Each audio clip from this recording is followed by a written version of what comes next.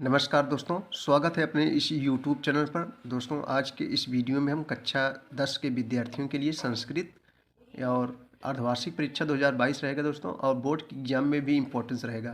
देखो, पूर्णांक आपको 70 नंबर के मिलेंगे बच्चों, और समय 2 घंटे मिलेंगे। प्रश्न संख्या 1 से 20 तक प्रश्नों का उत्तर ओमार शीट पर दिए जाएंगे तथा शेष प्रश्नों के उत्तर पुस्तिका में दिए जाएंगे। ओमार शीट बच्चों रहेगा, आपको बस कुछ नहीं करना है, बस काला करना है। जैसे एक का सही है तो एक के सामने जो है आपको काला कर देना है। दो सही है, ऐसे दो लिखा रहेगा, दो सामने, दो काला कर दो। यानी बी रहेगा, बी के सामने गोला बने रहेगा, उसको जो है काला कर दीजिए।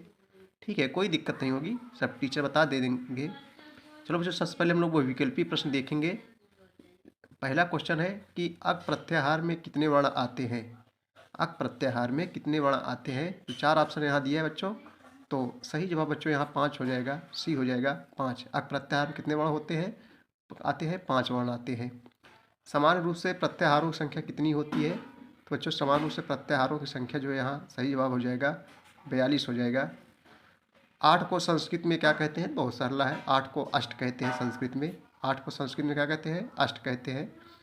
संस्कृत में वचन कितने प्रकार के होते हैं, तो बच्चों संस्कृत में वचन 3 प्रकार के होते हैं, एक वचन, द्विवचन, बहुवचन। और हिंदी में कितने प्रकार के होते हैं बच्चों, 2 प्रकार के।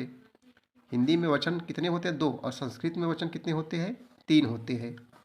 विभक्तियों की संख्या कितनी होती है, विभक्तियों की संख्या जो है कितनी होती है, तो बच्चों विभक्तियों की संख्या जो है 7 होती है। सही जवाब यहाँ सी हो जाएगा। कौन कौन सी विभक्ति, प्रथमा, द्वितीय, तृतीय, चतुर्थी, पंचमी, षष्ठी, सप्तमी, ये जो है 7 विभक्तियाँ होती हैं।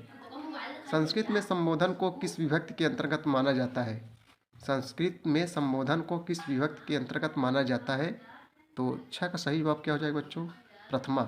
सही जवाब सी हो जाएगा, प्रथमा विभक्ति के अंतर्गत माना जाता है। च वर्ण का उच्चारण स्थान माना जाता है क्या, च वर्ण का उच्चारण स्थान क्या है बच्चों, कंठ तो होगा नहीं, मूर्धा भी, दंत भी नहीं होगा, क्योंकि दंत दा ता था दाधा ये दंत आता है। कंठ का खा गा अंगा, का से कंठ का खा गा अंगा आएगा, तो सही जवाब यहाँ तालु हो जाएगा। च वर्ण का जो उच्चारण स्थान होगा तालु होगा। संस्कृत में ना शब्द का अर्थ क्या होता है, तो बच्चों ना शब्द का अर्थ होता है हम सब। इन जो है ना शब्द का जो अर्थ होता है हम शब्द होता है। भौते शब्द किस विभक्ति में बनता है, तो आइए देखते हैं।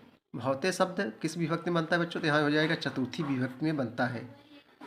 चत्वार का चत्वार शब्द का अर्थ होता है चतुर, चार, चावल, चालाक। सही जवाब हो जाएगा 4। अपादान कारक किस विभक्ति को कहा जाता है, अपादान कारक किस विभक्ति को कहा जाता है, तो बच्चों 11 का सही जवाब क्या हो जाएगा, पंचमी विभक्ति, यानी अपादान कारक। जैसे अपादान मीन्स होता है बच्चे अलग होना, यानी वृक्षात पत्तांत, पत्ते बीच से पत्ते गिरते हैं, यानी बीच जो है से पत्ता क्या हो रहा है, अलग हो रहा है। तो यहाँ अपादान कारक किस विभक्ति का कहा जाता है, पंचमी विभक्ति को कहा जाता है। संस्कृत में कंदनम शब्द का अर्थ क्या होता है, काटना, रोना, चिल्लाना, भागना। तो बच्चों 12 का सही जवाब क्या हो जाएगा, 12 का सही जवाब बच्चों डी हो जाएगा, यहाँ जो है भागना हो जाएगा।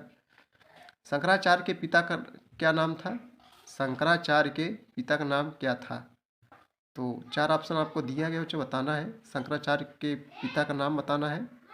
तो 13 का सही जवाब क्या हो जाएगा,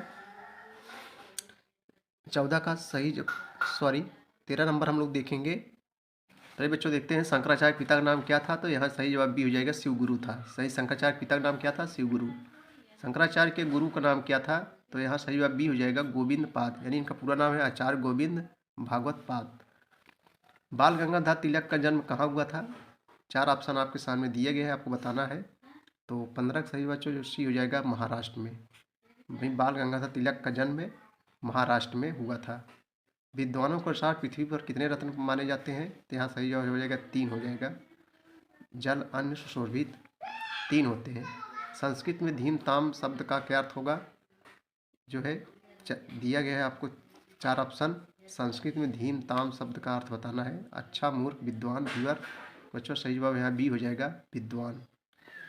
स्वर को अन्य किस नाम से जाना जाता है, 18 नंबर, स्वर को अन्य किस नाम से जाना जाता है, तो यहाँ जो है सही जवाब हो जाएगा, स्वर को अन्य किस नाम से जाना जाता है, तो यहाँ बच्चों सही जवाब हो जाएगा हल, हल के नाम से जाना जाता है।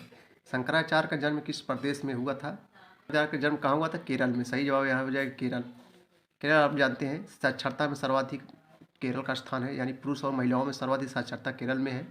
वर्गों की संख्या कितनी मानी गई है? वर्गों की संख्या, तो सही जवाब यहाँ हो जाएगा 5 हो जाएगा। अगला क्वेश्चन देखेंगे बच्चों, देखो खंड बा है, निम्न की गद्यांश को संदर्भ सहित हिंदी में अर्थ लिखिए, यानी इसका जो है संदर्भ सहित अर्थ लिखना है। आपको जो है बच्चों 10 नंबर मिलेगा।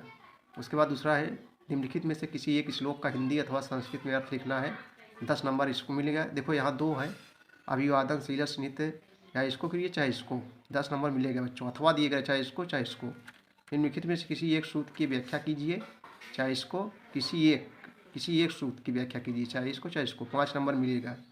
देखो क्वेश्चन नंबर 4 है, निम्नलिखित में किसी एक विषय पर संस्कृत में 8 वाक्यों में निबंध लिखिए। पर्यावरण प्रदूषण, महिला समस्या, अनुशासनतम। तो 8 वाक्यों में लिखना है। तो बच्चों निम्नलिखित किसी एक विषय पर संस्कृत में 8 वाक्यों में निबंध लिखना है। तो आइए हम 4 वाक्यों बता दे रहे हैं किस प्रकार से लिखना है निबंध संस्कृत में। देखो प्रदूषण पर, संस्कृत में प्रदूषण पर निबंध है। देखो, अधुना पर्यावरण प्रदूषणस्य समस्या न केवलं भारतवर्ष अपितु समस्त विश्वस्व समस्या वर्तते। यानी बच्चों आधुनिक युग में पर्यावरण प्रदूषण की समस्या न केवल भारत में ही नहीं अपितु समस्त विश्वस्व, सब पूरे विश्व में जो है पर्यावरण प्रदूषण से लोग ग्रसित हैं, पर्यावरण प्रदूषण समस्या से लोग परेशान हैं। देखो दूसरा है, यज्जलम यश्च वायुआ अद्य उपलब्धते तरसौरे मलिन दूषित चा दृश्यते। समझ बच्चों, देखो इसका अर्थ क्या होता है कि जो है जो जल, जो वायु हम लोग ग्रहण कर रहे हैं, वो जो उपलब्ध है, जो जल था वायु सब क्या हो चुका है, दूषित हो चुका है। उसके बाद देखो औद्योगिक परिशिष्ट पदार्थ, नगरीकरण, उच्च ध्वनि, वनोन्मूलन, यांध माद्र्या प्रदूषण से प्रमुखानि करणानि सन्ति। यानी बच्चों जो उद्योग धंधों से निकल रहे अपशिष्ट पदार्थ निकल रहे हैं, और नगरीकरण, उच्च ध्वनि, यानी पेड़ों की कटाई वगैरह, इससे भी प्रदूषण का प्रमुख कारण है। समझ रहे हो, ये सब प्रमुख, जैसे पेड़ के वृक्षों कटाई हो रही है, जो उद्योग धंधे से धुआं वाला निकल रहा है, नगरीकरण जो बढ़ रहा है, जो लोग ज़्यादा से ज़्यादा उच्च ध्वनि का प्रयोग कर, इससे भी प्रदूषण फैल रहा है। परमाणु रेडिएशन सर्वत्र वातावरण वायुमंडल प्रदूषित करोति। जो परमाणु से रेडियन वगैरह से, इससे भी वायुमंडल दूषित हो रहा है। देखो बच्चों तो हो गया। देखो 55 नंबर लिखिए, किसी एक पाठ का सारांश हिंदी में लिखिए, चाहे इसको एक करना है, 5 नंबर मिलेगा। निम्नलिखित वाक्यों में किन्हीं 3 वाक्यों का संस्कृत में अनुवाद कीजिए। तो हम पूरा बता देंगे संस्कृत में अनुवाद, आप लोग काम देंगे बच्चों। जैसे हम सब लिखते हैं, वयम लिखामः, हम सब लिखते हैं। तुम क्यों पढ़ते हो, तम क्यों पठसी, तुम क्यों पढ़ते हो। वह फल खाता है, सा फलम खादती, वह फल खाता है। सीता पुस्तक पढ़ती है, सीता पुस्तकम पठती, सीता पुस्तक पढ़ती है, सीता पुस्तकम पठती। 2 बालक विद्यालय जाते हैं, बालकाः विद्यालये गच्छन्ति। यहाँ से यहाँ तो हो जाएगा, बालकाः विद्यालये गच्छन्ति, 2 बालक विद्यालय जाते हैं। बालक शब्द का के पंचमी विभक्ति के तीनों वचनों में रूप लिखिए। अगला क्वेश्चन है, तो बच्चों जो है 7वां क्वेश्चन देखें, बालक शब्द के पंचमी विभक्ति के तीनों वचनों में रूप लिखिए। आइए देखते हैं इसका उत्तर। तो बच्चों बालक शब्द के पंचमी विभक्ति के तीनों वचनों में रूप क्या होगा, बालकात, बालकात, बालकेभ्याम, बालकेभ्या। ये जो है पंचमी विभक्ति हो जाएगा। चलिए अगला क्वेश्चन हम लोग देखेंगे। क्वेश्चन नंबर 8 है, क्या है, पढ़ धातु का रूप लट लकार पुरुष के तीनों वचनों में लिखिए। आइए उसका उत्तर देखेंगे। तीनों वचनों में रूप लिखना है। जैसे बच्चों पठति पढ़ता पठंती, पठसी पढ़ता पठत है, पठामी पठामी पठावा पठामा। चतुर्मुख पद में कौन सा समास है, तो यहाँ बच्चों जो है 4 मुख है जिसके, यानी इसमें जो है बहुब्रीहि समास है। चतुर्मुख पद में कौन समास है, बहुब्रीहि समास, यानी जो है चतुर्मुख के 4 मुखों वाले अर्थात ब्रह्मा जी। बच्चों ये था वीडियो। आपको वीडियो कैसे लगा